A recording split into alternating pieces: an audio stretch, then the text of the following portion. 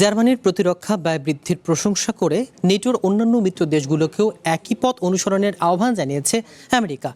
ব্রাসেলসে NATO সদর দপ্তরের বৈঠক শেষে দেশটির প্রতিরক্ষামন্ত্রী দপ্তরের নীতি বিষয়ক উপপ্রধান এলব্রেস কোলবি এই মন্তব্য করেন। জার্মানির এই পদক্ষেপকে ঐতিহাসিক পরিবর্তন হিসেবে উল্লেখ করে তিনি বলেন, ইউরোপের দেশগুলো নিজেদের প্রতিরক্ষার দায়িত্ব নিজেদেরই নেওয়া উচিত।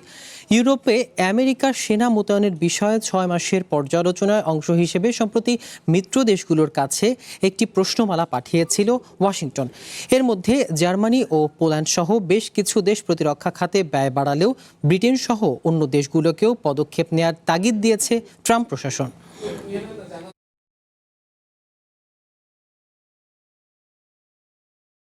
নগদ নিয়ে এলো হার না মানা হার অফার।